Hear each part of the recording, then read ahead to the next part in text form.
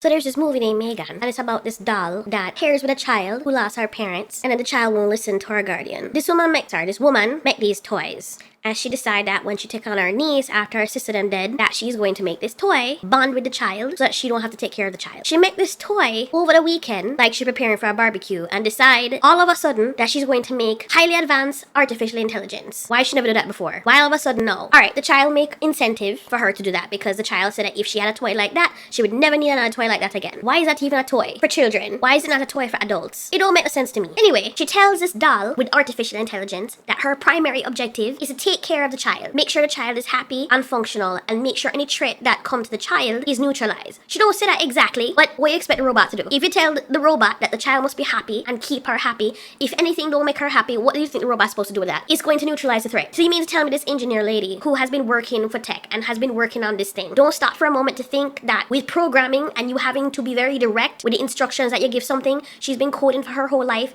she don't think that she must stop for a moment to make sure that she's very specific with the instructions that she's giving this doll? They don't have horror movie in that universe. They never watch Annabelle and Chucky. Don't get me wrong, I like the movie, but some of the things that just come up with the movie just feel weird. And then let me get it straight. Okay, you have the neighbor annoying as hell. I understand that. I understand why you have a neighbor and they don't respect your property. She have this dog on her property and the dog keep her come through the fence and defecating on the main character's lawn. I would get mad too. But from what she said in the movie, if she had a problem with it, she could just fix her fence. Now the dog owner, she has a responsibility to make sure her dog stay on her side of the property. That's your responsibility as a dog owner, to train your dog not to go past a certain point in your property. Everybody know that. But yet, if this woman have this problem with this dog coming on her property and she know that the way she can fix it is to fix her fence, which apparently, from what we gather in the movie, is her responsibility, why should not fix it? She builds computer and robots, but she can't fix a fence? The fence hole that has been sitting there for a very long time based on what the characters say in the movie. Okay, so later, when she bring her niece to her house, the doll is watching the niece, and the niece said, oh, there's an arrow over there. You see the arrow? The doll don't talk to her. The dog is not responding to her, which doesn't make any sense because for you to make the child feel safe, you have to respond to the child. But I guess the doll is having awareness and I look up in the sky at helicopter and butterfly. So, alright, the doll said, alright, let me look for the arrow for this child because clearly she's stupid. She sees the arrow on the other side of the fence. The doll don't know what lot lines are. It never occurred to the doll to tell the adult of the family, hey, can you ask the neighbor if she can get the arrow, retrieve it? So anyway, she goes to the property line and she stick her hand through the fence on the other side of the lawn really slow.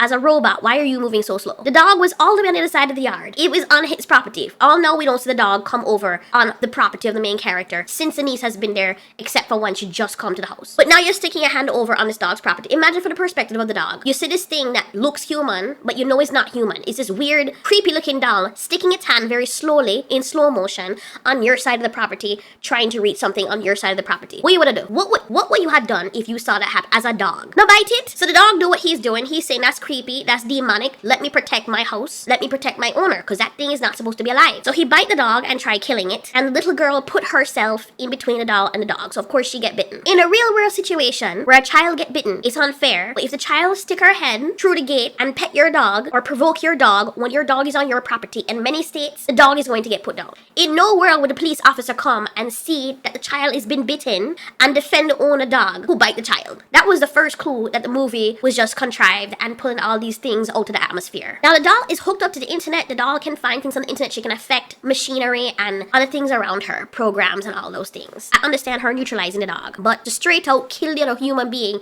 it just went from 0 to 60 after that real quick. The doll understands how certain things in the world work. So it made no sense for her to kill the neighbor because then she understand that there's gonna rise suspicion about her and her guardian and thus risk the child being taken away from the little girl. And if taking care of Katie was really her prime directive, why did she do everything in the last half of the movie to risk Katie being taken away from her? It just doesn't make no sense. So throughout that whole thing, she was doing what she wanted. She paired with Katie, so as far as she's concerned, Katie is a part of her. But now that there's risk of her being shut down, it's more about her survival and less about protecting Katie. As the movie progressed, what would have taken probably a few days, takes a matter of hours, for this robot to suddenly become even more self-aware than she's already. The other thing that was so silly about the movie is how this woman, the engineer, make up these things to make self-awareness, right? She just figure it out. And then when she said that the doll will pair with the child, they do this thing with the hand where the child strokes the palm of the doll and not Pear's child, like the child is a Bluetooth. That don't make no sense. It's like they were making it up as they were going along. But it's a good thing the movie had good action and a creepy vibe, because if they did not have the right design for this doll, and it didn't look so creepy, and the dialogue for the doll wasn't so weird,